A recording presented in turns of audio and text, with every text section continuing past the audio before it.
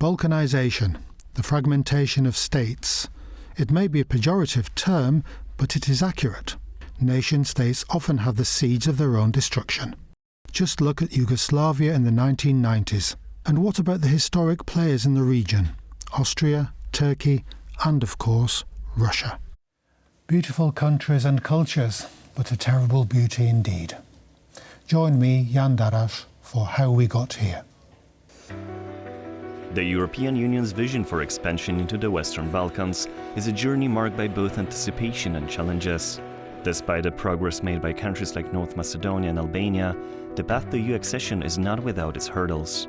The EU's commitment to the Western Balkans is underscored by a €6 million reform and growth facility aimed at fostering socio-economic reforms and bringing the region closer to EU standards. There are benefits soon. So in this program, in exchange for some reforms, countries will get access to the European single market. And as the Prime Minister said, that's an incredibly wealthy market. This financial assistance is contingent upon the implementation of ambitious reforms, which are crucial for the countries to be in accession negotiations. So I want to turn now to our Western Balkan countries, partners who are moving ahead. They're moving ahead with the reforms, and they're also moving ahead with the agendas that we have created for them to speed up the enlargement. Forerunner in the accession process, Montenegro has emerged as a likely candidate for the next EU addition, having opened 33 out of 35 chapters of the EU acquis for review. The new government's dedication to European integration is evident, with its members expressing optimism about the country's European course.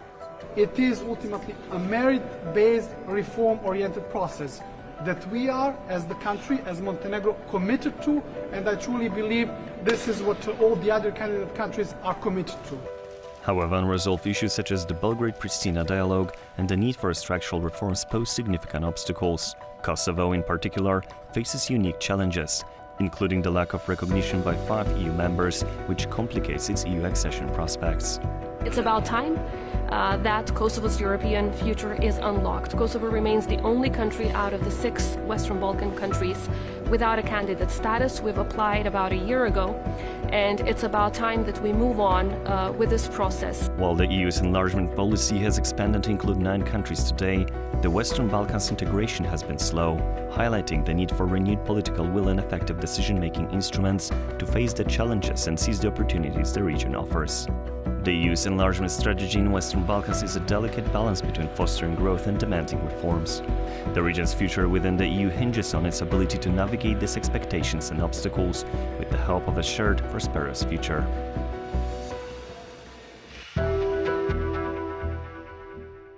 I'm delighted to welcome as our guest today, Marko Babić. He's from the Faculty of Political Science and International Relations at the University of Warsaw. So welcome to the programme. Thank you for having me. It's great to have you.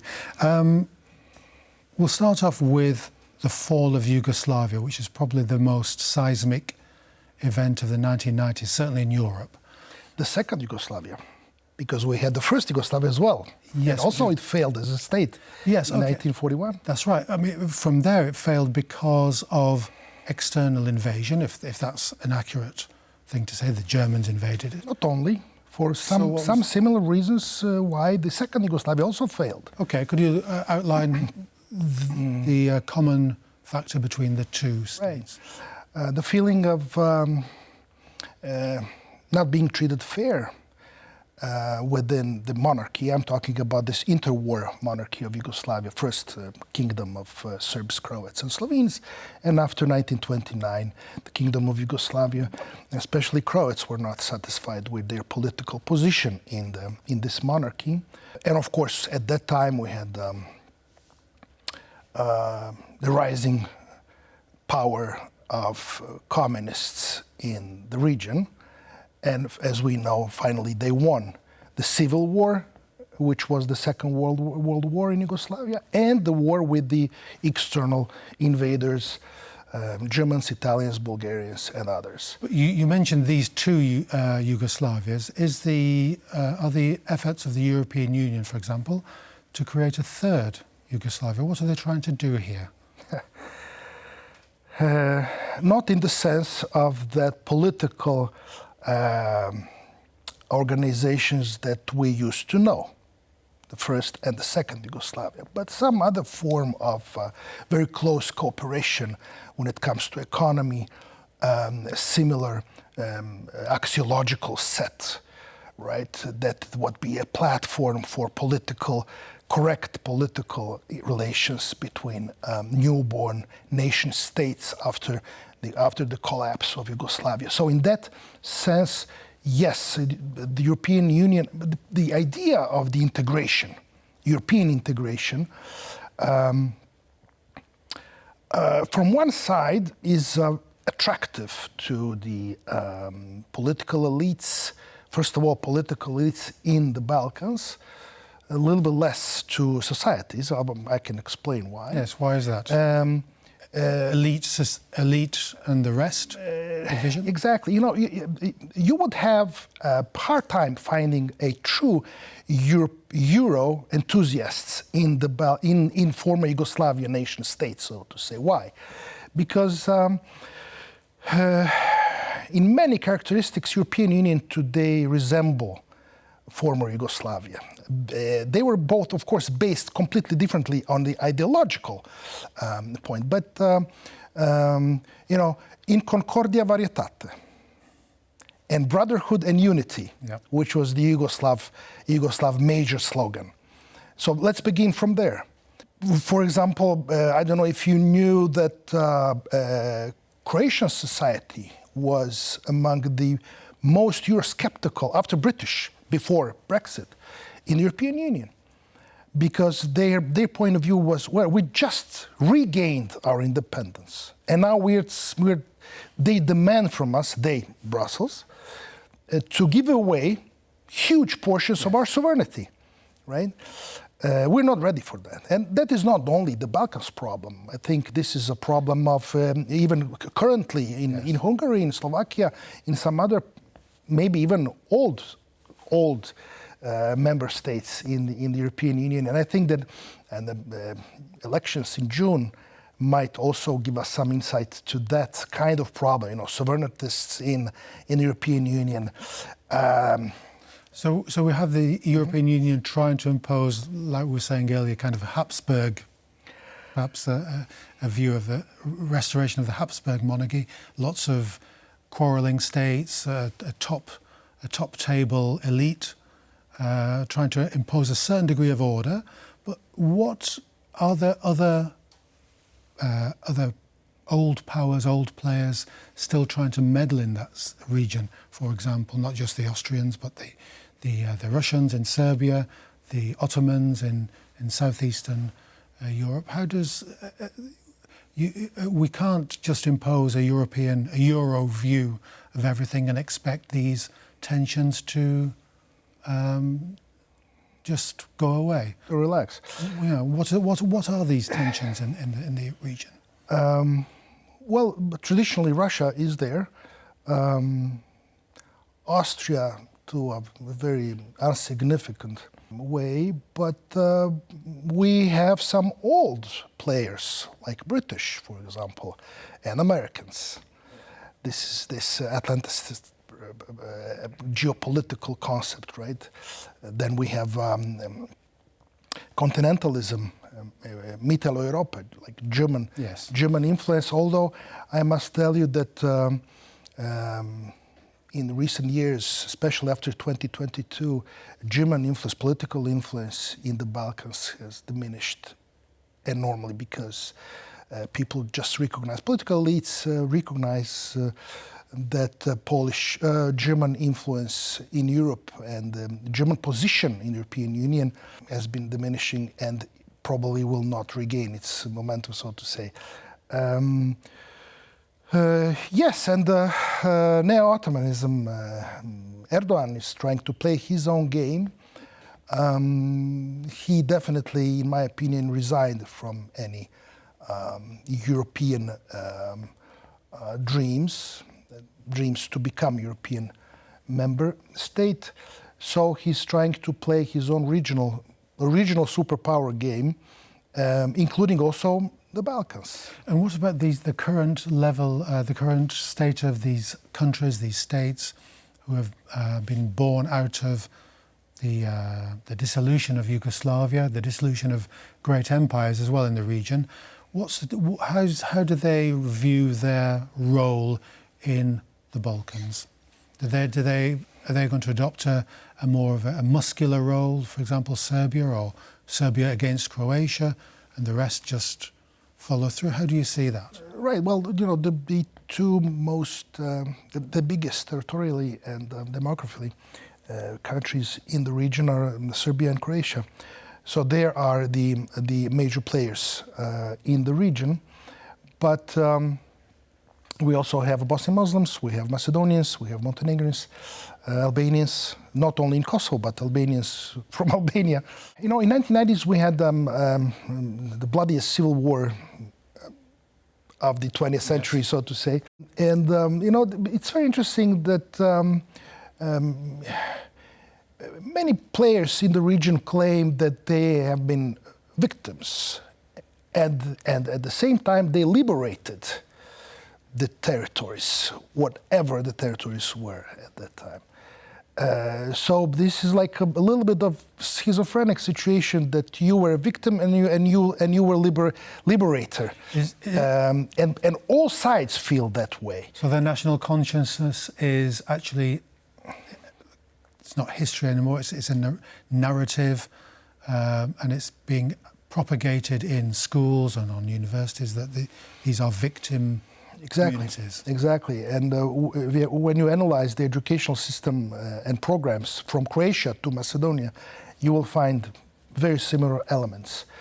Our heroic fight for liberation, and of course, as always, we have been victims, others were properties.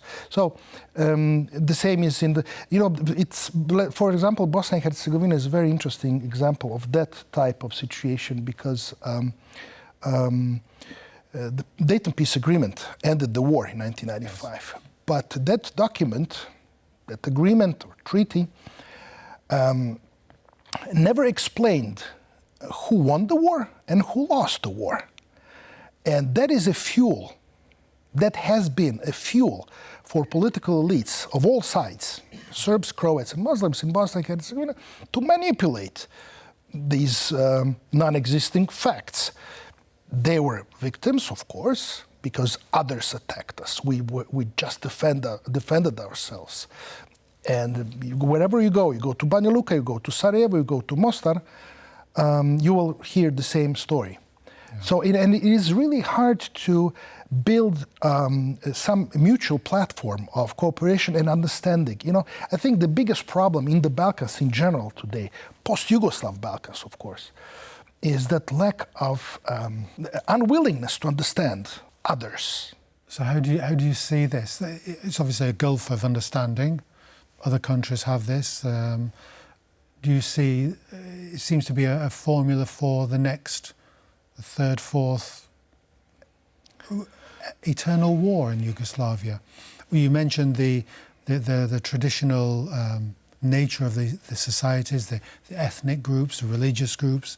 It's a patchwork of these religions, ethnicities, communities, and it seems to be a region that needs to have, very brutally put, order imposed on it. Not expect them all to become democracies, but just to kind of have an external power and put down some order. Like, for example, at the Dayton Accords you mentioned, that was the United States saying, you two sign here. Sign here. Well, yes. I would not go that far to claim that we're going to have the next war, because there's no potential anymore. There's no potential anymore in economic sense, in demographic sense. Young people see, or do not see, that's better to put it that way, do not see any perspectives in the foreseeable future for their kids, for their families. And we have a huge migration processes from all post-Yugoslav countries. What is interesting, from Croatia as well, did you know that between 2013, that was the year when Croatia joined EU, and 2023, Croatia lost 10% of its population being EU member. So other Balkan state countries that are on the way, Yes. at certain stages, look at Croatia and say, well, okay, but Brussels is demanding so much from us, even very painful reforming. What for? Another example, North Macedonia. They were, in a way, forced to change their name, the name of their own country, in order to what? To accelerate the process of accession. Did it happen? No. Well, I suppose you can say, well, the EU is trying to buy them off, effectively, flood the area with money and hope that the area goes quiet. Like, for example, Britain did in Northern Ireland. Just invested billions, and is it still peaceful? Is it still, right. You know, I'm afraid that today, and especially after 2022, the European Union carrot is not that tasty as it used to be 20, 30 years ago. So even if you flush the countries with money, well, just recently, this new growth plan, like 6 billion euros, right, in order to accelerate the reforming process, etc. It's nice. I mean, of course, it's necessary and it's good to have that money. But that is not the point.